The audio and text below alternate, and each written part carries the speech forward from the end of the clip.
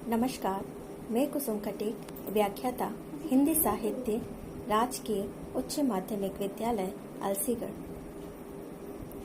मैं कक्षा 12 के हिंदी साहित्य के विद्यार्थियों के लिए महत्वपूर्ण काव्यांग परिचय के प्रकरण आप सभी के सामने अपने वीडियो के माध्यम से लेकर आई हूँ। जैसा कि आप सभी जानते हैं, कक्षा 12 के हिंदी साहित्य विषय में काव्यांग परिचय के अंतर्गत छंद, अलंकार, काव्य दोष, काव्य गुण इत्यादि प्रकरण सम्मिलित हैं। आज हम पढ़ने वाले हैं इनमें से काव्य गुण।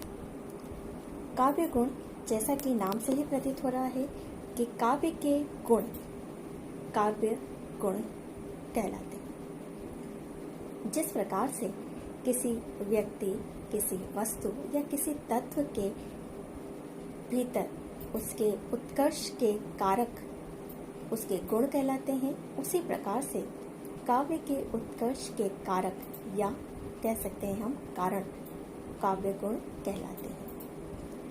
काव्य के उत्कर्ष के कारण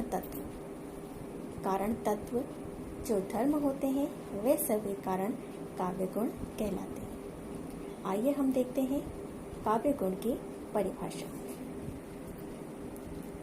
काव्य गुण की परिभाषा में हम सबसे पहले पढ़ेंगे आचार्य वामन की परिभाषा। आचार्य वामन ने काव्य गुण की परिभाषा दी है। काव्य के शोभाकारी या आकर्षक धर्म गुण है। यह परिभाषा दी है आचार्य वामन ने। काव्य के शोभाकारी या आकर्षक धर्म गुण है, अर्थात काव्य के में शोभा करने वाले या काव्य के आकर्षण को बढ़ाने वाले जो धर्म हैं वो सभी गुण कहलाते हैं, काव्य गुण कहे जाते हैं।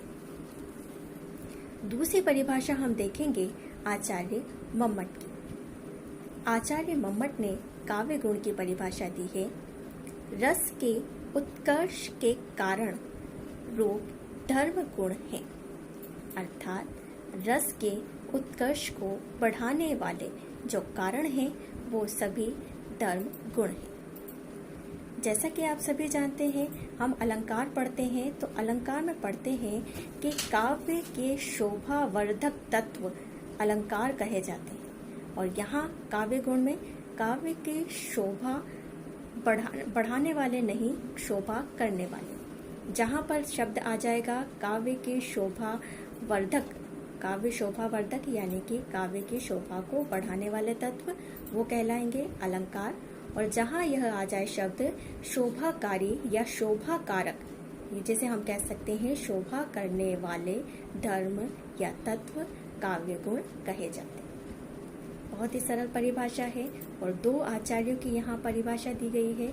उन्हें आप आसानी से समझ सकते हैं और आसानी से इन्हें याद कर सकते हैं।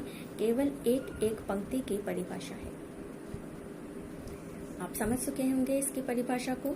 काव्य के शोभाकारी या आकर्षक धर्म गुण है, यह आचार्य वामन द्वारा दी गई परिभाषा है। रस के उत्कर्ष के कारण रूप धर्म गुण है, यह आचार्य मम्मट की दी हुई परिभाषा है। आइए हम देखते हैं काव्य गुणों की प्रमुख विशेषताएं। सबसे पहले काव्य गुण की विशेषता है गुणों की व्यंजना वर्णों अथवा अक्षरों से होती है, अर्थात गुण जो है वो हमें कैसे पहचान में आते हैं? वर्णों अथवा अक्षरों के माध्यम से। हम वर्ण और अक्षरों को देखकर पहचानते हैं कि यह काव्य किस काव्य गुण से युक्त है। दूसरी इसकी विशेषता है गुण रस में विद्यमान होते हैं, वर्णों में नहीं। जैसा कि हमने पहली विशेषता पढ़ी, गुणों की व्यंजना वर्णों अथवा अक्षरों से होती है, किंतु गुण व्यंजनों वर्णों अथवा अक्षरों में विद्यमान नहीं होते हैं, वे रस में विद्यमान होते हैं। तीसरी हमारी विशेषता है गुण नीरस नहीं सरस साधन होते हैं। काव्य गुण जो है वह एक नीरस साधन नहीं है, वे एक सरस साधन होते हैं। चौथी इसकी विशेषता है, नीरस शब्दार्थ को सगुण नहीं कहेंगे। जो शब्द या कविता नीरस है या नीरस शब्दार्थों से युक्त है वो सगुण नहीं होगी, अर्थात वो किसी भी गुण से युक्त नहीं कही जाएगी। तो ये थी हमारे काव्य गुणों की प्रमुख विशेषताएं, जिन्हें हम आसानी से याद कर सकते हैं और काव्य गुण को अच्छी तरह से समझ सकते हैं। काव्य गुण की विशेषताओं के बाद हम देखेंगे काव्य गुणों के प्रकार। काव्य गुणों के बारे में अलग अलग विद्वानों ने अलग अलग अपने मत दिए हैं। सबसे पहले वामन ने काव्य गुणों की संख्या 20 बताई है। वामन ने काव्य गुणों की संख्या 20 बताई है। अग्नि पुराण में काव्य गुणों की संख्या 18 बताई गई है। उसी प्रकार से आचार्य भरत व आचार्य दंडी ने काव्य गुणों की संख्या 10 बताई है। आचार्य कुंतक ने काव्य गुणों की संख्या 6 बताई है। उसी प्रकार आचार्य आनंदवर्धन ने काव्य गुणों की संख्या 3 बताई है और आचार्य मम्मट ने काव्य गुणों की संख्या 3 बताई है। अगर हम देखें तो इन सभी जितने भी आचार्यों ने काव्य गुणों की संख्या बताई है वो सभी बहुत ही अधिक है और आचार्य मम्मट द्वारा जो 3 काव्य गुण बताए गए हैं वे ही सर्वाधिक प्रमाणित माने जाते हैं और सर्व प्रचलित है। आचार्य मम्मट ने रसास्वाद के समय सामाजिक के चित्त की 3 अवस्थाओं के आधार पर आचार्य मम्मट ने काव्य गुणों को 3 गुणों में समाहित किया है। रसास्वाद के समय यानी कि जब हम किसी काव्य का रस लेते हैं, उसका आनंद लेते हैं, तब सामाजिक यानी कि श्रोता या पाठक के चित्त यानी कि उसके हृदय में 3 अवस्थाओं के आधार पर आचार्य मम्मट ने काव्य गुणों को 3 भागों में विभाजित किया है। सबसे पहला माधुर्य गुण, दूसरा प्रसाद गुण, तीसरा ओज गुण। रसास्वाद के समय सामाजिक के चित्त की 3 अवस्थाओं के आधार पर रसास्वाद के समय यानी कि जब हम किसी काव्य को पढ़ते हैं या सुनते हैं तो हमें जिस रस की अनुभूति होती है और उस रस की अनुभूति के समय सामाजिक अर्थात काव्य को पढ़ने वाला या सुनने वाला सहृदय के मन में 3 अवस्थाओं के आधार पर काव्य गुणों को 3 भागों में विभाजित किया गया है। सबसे पहली अवस्था है द्युति। द्युति का अर्थ है पिघलना। हृदय की पहली अवस्था द्युति यानी कि पिघलना। जब हम किसी काव्य को पढ़ते हैं और हमारा मन द्रवित हो जाता है और भावुक हो जाता है, वह अवस्था कहलाती है द्युति या पिघलना। हृदय की दूसरी अवस्था है दीप्ति। दीप्ति अर्थात चमकना या जोश में आना। तीसरी अवस्था है व्यापकत्व, अर्थ का फैल जाना। व्यापकत्व का अर्थ है अर्थ का फैल जाना। इन 3 हृदय की अवस्थाओं के आधार पर आचार्य मम्मट ने 3 काव्य गुण बतलाए हैं। सबसे पहला बतलाया है माधुर्य गुण, दूसरा बतलाया है ओज गुण और तीसरा काव्य गुण बताया है उन्होंने प्रसाद गुण। हृदय की पहली अवस्था द्युति यानी कि पिघलना। जब किसी काव्य को पढ़कर हमारा हृदय द्रवित हो जाता है, हमारा मन बहुत ही भावुक हो जाता है, वहाँ पर माधुर्य गुण विद्यमान रहता है। दूसरा, जब हम किसी काव्य को पढ़ते हैं और हमारे हृदय के भीतर एक चमक उत्पन्न हो जाती है, एक जोश या आवेग का भाव हमारे हृदय में उत्पन्न हो जाता है, उस काव्य में ओज गुण विद्यमान रहता है। तीसरी हृदय की अवस्था है व्यापकत्व। व्यापकत्व अर्थात अर्थ का फैल जाना। अर्थ जहाँ पर आसानी से हमारे हृदय में फैल जाता है, वहाँ पर प्रसाद गुण माना गया है। इस प्रकार हम देखते हैं हृदय की 3 अवस्थाएं, धृति यानी कि पिघलना, दीप्ति यानी कि चमकना या जोश में आना, तीसरी अवस्था व्यापकत्व अर्थात अर्थ का फैल जाना। इन 3 अवस्थाओं के आधार पर काव्य गुण 3 माने गए हैं। सबसे पहला काव्य गुण है माधुर्य गुण, दूसरा है ओज गुण और तीसरा माना गया है प्रसाद गुण। तो आइए हम पढ़ते हैं। सबसे पहले पढ़ेंगे हम प्रसाद गुण। प्रसाद शब्द का अर्थ है प्रसन्नता। प्रसाद शब्द जो है उसका अर्थ होता है प्रसन्नता, किंतु प्रसाद गुण का होना वहाँ माना जाता है जहाँ स्वयं में सुबोधता हो तथा उसका अर्थ सुनते ही समझ में आ जाए। वैसे प्रसाद शब्द का अर्थ होता है प्रसन्नता, किंतु इसका अर्थ वहाँ माना जाता है, प्रसाद गुण उस काव्य में माना जाता है जिस काव्य को पढ़ते ही या सुनते ही उसका अर्थ हमें आसानी से समझ में आ जाए। इसका संबंध चित्त की निर्मलता एवं व्यापकता से है।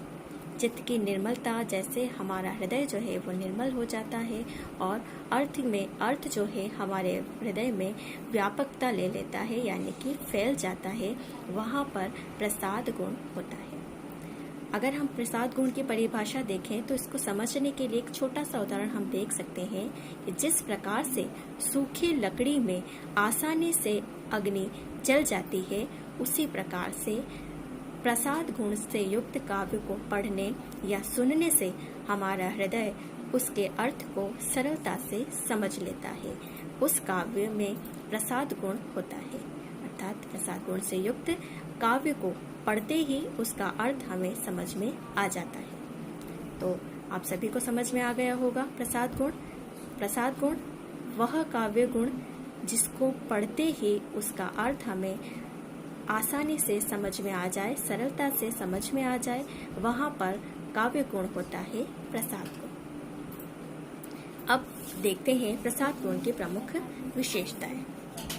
प्रसाद गुण की प्रमुख विशेषताओं में सबसे पहली विशेषता है प्रसाद गुण पांचाली रीति से संबंधित है।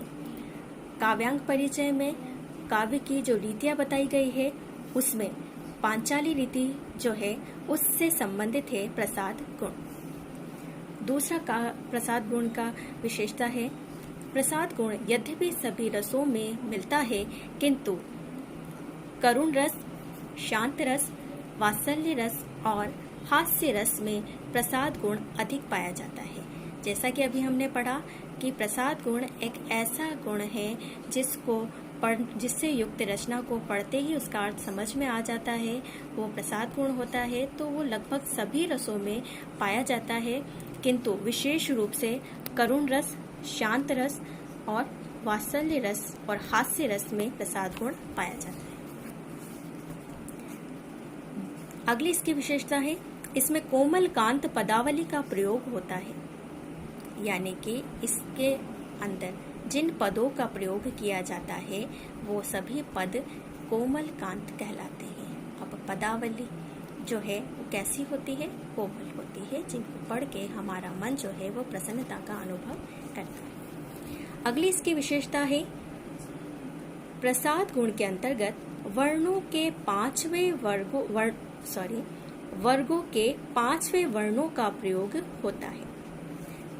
हम सभी जानते हैं क वर्ग, च वर्ग, ट वर्ग, त वर्ग और प वर्ग। इन सभी वर्गों के पंचम वर्ण यानी कि न, न्य, न, म, इन सभी पंचम वर्णों का प्रयोग प्रसाद गुण के अंतर्गत होता है। अगली इसकी विशेषता है क वर्ग एवं त वर्ग के वर्णों का प्रयोग अधिक होता है। क वर्ग यानी कि क, ख, ग, घ, अंग, त वर्ग यानी कि त, थ, द, ध, न, इन सभी वर्णों का प्रयोग इसमें अधिक होता है। इन विशेषताओं के आधार पर आसानी से हम प्रसाद गुण को समझ सकते हैं। एक बार पुनः प्रसाद गुण का हम अभ्यास देख लेते हैं। प्रसाद गुण, प्रसाद शब्द का अर्थ है प्रसन्नता, किंतु प्रसाद गुण का होना वहाँ माना जाता है जहाँ स्वयं में सुबोधता हो तथा उसका अर्थ सुनते ही समझ में आ जाए। इसका संबंध चित्त की निर्मलता एवं व्यापकता से है। प्रसाद गुण की विशेषताएं। प्रसाद गुण पांचाली रीति से संबंधित है। प्रसाद गुण यद्यपि सभी रसों में मिलता है, किंतु मुख्य रूप से यह करुण रस, शांत रस, वात्सल्य रस और हास्य रस में प्रसाद गुण पाया जाता है। इसमें कोमल कांत पदावली का प्रयोग होता है। वर्गों के 5वें वर्णों का प्रयोग होता है। क वर्ग एवं त वर्ग के वर्णों का प्रयोग अधिक होता है। ये था हमारा प्रसाद गुण, जो कि बहुत ही सरल है। इससे युक्त कविता आसानी से हमें समझ में आ जाती है। तो आइए अब देखते हैं हम प्रसाद गुण के कुछ उदाहरण। प्रसाद गुण का सबसे पहला उदाहरण हम यहाँ देखेंगे। वह आता तो टूक कलेजे के करता, वह आता तो टूक कलेजे के करता, पछता था पथ पर आता। यह पंक्तियाँ आसानी से हमें समझ में आ रही है, इनका अर्थ हम समझ सकते हैं। यह निराला की भिक्षुक कविता की पंक्तियाँ हैं। इसमें एक भिक्षुक के हृदय की व्यथा को इन पंक्तियों के माध्यम से दर्शाया गया है और हम इनका अर्थ आसानी से समझ पा रहे हैं और इससे हमें पता चल रहा है कि इन पंक्तियों में कौन सा काव्य गुण है, प्रसाद गुण। दूसरा हमारा उदाहरण है।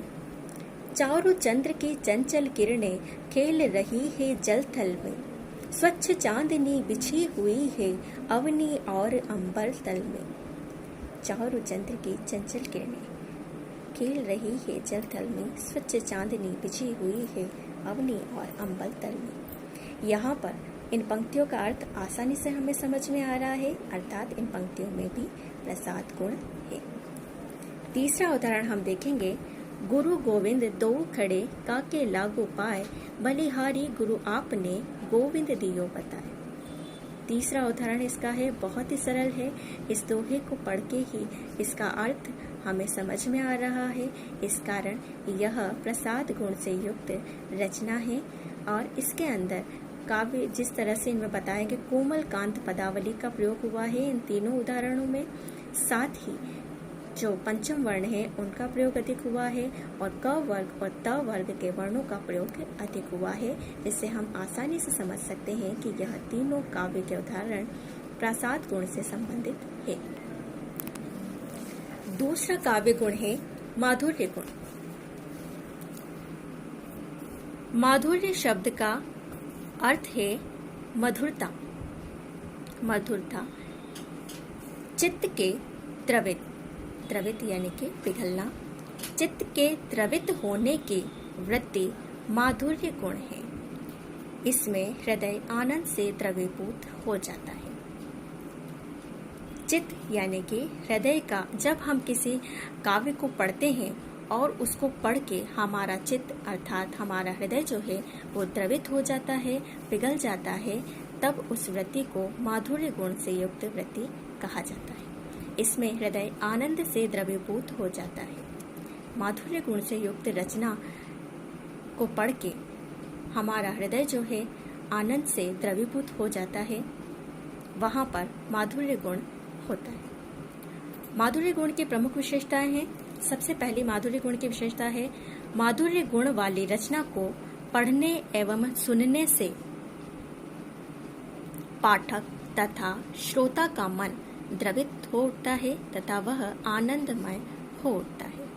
बिल्कुल सरल सी बात है, बिल्कुल सरल विशेषता है। माधुर्य गुण की रचना वह होती है जिसको पढ़ते ही उसको पढ़ने वाला और उसको सुनने वाला जो व्यक्ति है उसका मन द्रवित हो उठता है और वह आनंद की अनुभूति करने लगता है। दूसरी इसकी विशेषता है आह्लाद माधुर्य गुण का प्रमुख भाव है। तीसरी विशेषता, माधुर्य गुण में मूर्धन्य ध्वनियों का अभाव होता है। मूर्धन्य ध्वनियां कौन कौन सी होती है?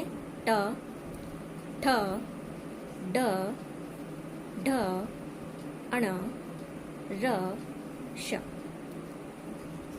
पूरा ट वर्ग जो है वो मूर्धन्य ध्वनियों के अंतर्गत आता है। ट वर्ग के अतिरिक्त र और श जो ध्वनियां हैं वो भी मूर्धन्य ध्वनियों के अंतर्गत आती है। इन सभी मूर्धन्य ध्वनियों का माधुर्य गुण के अंतर्गत अभाव रहता है, यानी कि इन ध्वनियों का, इन व्यंजनों का प्रयोग माधुर्य गुण में नहीं किया जाता है। अगली इसकी विशेषता है अनुस्वार एवं अनुनासिक ध्वनियों का प्रयोग। माधुर्य गुण से जो युक्त रचना होती है वह वहाँ पर अनुस्वार एवं अनुनासिक ध्वनियों का प्रयोग अधिक किया जाता है, जैसे न्य, न इत्यादि। अल्प समास या समास का अभाव होता है। माधुर्य गुण से युक्त कोई रचना है तो उस रचना में समास का प्रयोग कम किया जाता है या समास का पूर्ण रूप से अभाव होता है। अब जब हम देखते हैं कि माधुर्य गुण से युक्त रचना जो है वो मधुर होनी चाहिए, और मधुर रचना में अगर बड़े समासों का प्रयोग कर लिया जाएगा तो वो जटिल हो जाएगी और हमारे हृदय को प्रभावित नहीं कर पाएगी, हमारे हृदय को द्रवित नहीं कर पाएगी। इसलिए माधुर्य गुण से युक्त रचना में अल्प समास होते हैं या फिर समास का पूर्ण रूप से अभाव होता है। अगली इसकी विशेषता है कोमल वर्णों का प्रयोग अधिक होता है। कोमल वर्ण ऐसे वर्ण जिनको उच्चारण करने में हमें कठिनाई नहीं होती है और जिनको सुनने में मधुरता का अनुभव होता है, ऐसे कोमल वर्णों का प्रयोग माधुर्य गुण के अंतर्गत होता है, जैसे क, च, प, त वर्ग एवं य, ल, व। ये सभी वर्ण माधुर्य के गुण के अंतर्गत अधिक प्रयोग में लिए जाते हैं। अगली इसकी विशेषता है माधुर्य गुण वैदर्भी रीति से संबंधित है।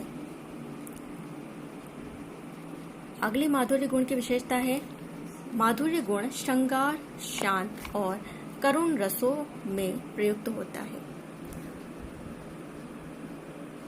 माधुर्य गुण श्रृंगार रस जैसा कि हम जानते हैं मधुरता का रस है, इस वजह से इसमें माधुर्य गुण का प्रयोग होता है।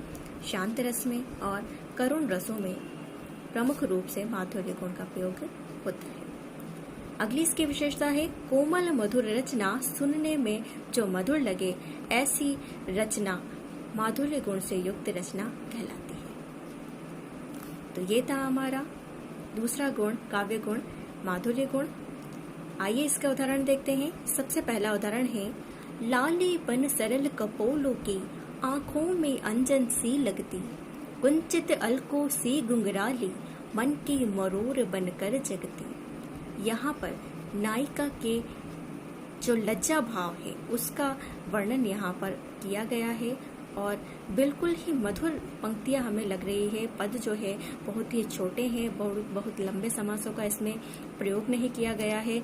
अनुस्वार का इसमें प्रयोग हुआ है। आप देख सकते हैं आंखों में अंजन, घुंघराली, कुंचित, अनुस्वार और अनुनासिक जो है उनका प्रयोग इसमें हुआ है और यह रचना पढ़ के बड़ा ही मधुर हमारे मन को लग रही है। तो यहाँ पर इस काव्य में कौन सा काव्य गुण है? माधुर्य गुण। दूसरा इसका उदाहरण देखेंगे हम। सगन कुंज छाया सुखद शीतल मंद समीर, मन हुए जात अजो वहे वा जमुना के तीर। उक्त पंक्तियों में अनुस्वार का प्रयोग दिख रहा है हमें। कुंज, मंद, इनमें अनुस्वार का प्रयोग है। सभी मधुर कोमल पदावली का प्रयोग है और सभी जो वर्ण है वो क वर्ग, त वर्ग, प वर्ग के ही वर्ण है और कठोर वर्णों का इनमें कहीं पर भी प्रयोग नहीं किया गया है। तो इसको पढ़ते ही हमें समझ में आ रहा है कि यह माधुर्य गुण से युक्त रचना है। अन्य इसका उदाहरण देखेंगे हम। नयन उन्हें ही निष्ठुर कहते, नयन उन्हें ही निष्ठुर कहते, पर इनसे जब आंसू बहती, सदैव हृदय वह कैसे सहते, गए तरस ही खाते, सखी वे मुझसे कह कर जाते। उक्त पंक्तियों से यशोधरा के हृदय के भाव प्रकट हो रहे हैं और इनको पढ़कर हमारा मन जो है वो भी भावों से द्रवित होता है। हमारा मन जो है वो आनंद से आह्लादित होता है। इन सभी उदाहरणों में हम देखते हैं कि माधुर्य गुण के सभी विशेषताएं जो है इनमें समाहित है। इनको पढ़ के हम आसानी से बतला सकते हैं कि यह सभी माधुर्य गुण से युक्त रचना है। अगला हमारा काव्य गुण है ओज गुण। ओज शब्द का अर्थ तेज, दीप्ति, उत्तेजना आदि होता है। जिस रचना को पढ़ने अथवा सुनने से पाठक अथवा श्रोता के मन में आवेग और उत्साह उत्पन्न हो, वहाँ ओज गुण होता है। जैसा कि शब्द से ही पता चल रहा है हमें, ओज यानी कि तेज, चमक या उत्तेजना या जोश या आवेग। जब किसी काव्य रचना को हम पढ़ते हैं और हमारा हृदय तेज से युक्त हो जाता है, हमारे हृदय में जोश या आवेग का भाव उत्पन्न हो जाता है, वह काव्य ओज गुण से युक्त कहलाता है। ओज गुण से युक्त रचना को पढ़ने या सुनने से हमारे हृदय में आवेश और उत्साह का भाव जो है वो उत्पन्न हो जाता है। आइए ओज गुण की प्रमुख विशेषताएं हम देखते हैं। सबसे पहली विशेषता है, इसमें द्वित्व व्यंजन का अधिक प्रयोग किया जाता है। द्वित्व व्यंजन आप देख रहे होंगे, जहां पर एक व्यंजन आधा हो और वही व्यंजन पुनः पूरा हो, ये कहलाते हैं द्वित्व व्यंजन। तो ऐसी रचना जिसमें द्वित्व व्यंजनों का अधिक प्रयोग हो, ओज गुण से युक्त रचना होती है। दूसरी इसकी विशेषता है संयुक्त व्यंजनों, संयुक्त व्यंजन जैसे श, त्र, ज्ञ, श्र का अधिक प्रयोग हो। तीसरी विशेषता है इसकी मूर्धन्य व्यंजन, यानी कि कठोर वर्ण जैसे ट, ठ, ड, ढ, इन वर्णों का आधिक्य हो, यानी कि इनका प्रयोग अधिक किया गया हो, वहां पर ओज गुण होता है। अगली इसकी विशेषता है लंबे समासों का प्रयोग। जैसा कि अभी हमने पढ़ा था, माधुर्य गुण में और प्रसाद गुण में लंबे समासों का प्रयोग नहीं किया जाता है, किंतु ओज गुण से युक्त जो रचना है उसमें लंबे समासों का प्रयोग किया जाता है। अगली इसकी विशेषता है परुष यानी कि कठोर। परुष का अर्थ यहाँ पर कठोर है, पुरुष नहीं है। परुष यानी कि कठोर ध्वन्यात्मकता होती है। क्योंकि इसमें कठोर वर्णों का प्रयोग किया जाता है, तो उस काव्य को पढ़ के हमें कैसी अनुभूति होती है, कठोर ध्वन्यात्मकता की अनुभूति होती है, वहां पर ओज गुण होता है। अगली इसकी विशेषता है गौड़ी रीति से संबंधित होता है। ओज गुण जो है वो गौड़ी रीति से संबंधित होता है। अगली इसकी विशेषता है ढ तथा ण का प्रयोग अधिक होता है। ढ वर्ण तथा अण वर्ण का प्रयोग इसमें सर्वाधिक किया जाता है।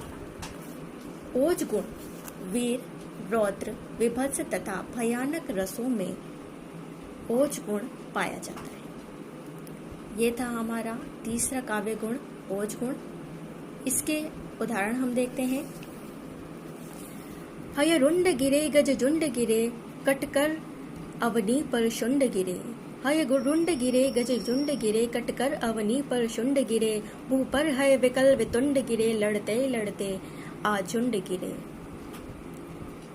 यहाँ पर यह जो कविता है एक युद्ध का वर्णन प्रस्तुत कर रही है। यह पंक्तियां और युद्ध के वर्णन में हम पढ़ते हैं कि एक जोश का भाव योद्धाओं के हम देख रहे हैं कि हय यानी कि घोड़ों का जो रुंड है यानी कि उनके सिर जो है वो गिर रहे हैं। गज झुंड गिरे, गज यानी कि हाथियों के झुंड जो है वो गिर रहे हैं। कटकर अवनी पर शुंड गिरे, कटकर अवनी यानी कि धरती पर कटकर उनकी शुंड यानी कि जो उनकी सूंड होती है वो नीचे धरती पर गिर रही है। और इस तरह से पूरे युद्ध का वर्णन इन पंक्तियों में किया गया है, जो हमारे हृदय के अंदर एक जोश का भाव, एक उत्साह का भाव लेकर आता है। यहाँ पर यह काव्य पंक्तियां ओज गुण से युक्त है। दूसरा इसका उदाहरण देखेंगे हम। किसने कहा पाप है समुचित, किसने कहा पाप है समुचित, स्वत्व प्राप्ति हित लड़ना, उठा न्याय का खड़ग समर में, अभय मार ना मरना। अब इन काव्य पंक्तियों में हम देखेंगे, यहाँ पर खड़ग यानी कि संयुक्त वर्ण द्वित्व वर्णों का प्रयोग किया गया है। साथ ही जो पदावली है वो कर्कश पदावली है और हमारे हृदय में एक जोश का भाव उत्पन्न कर रही है।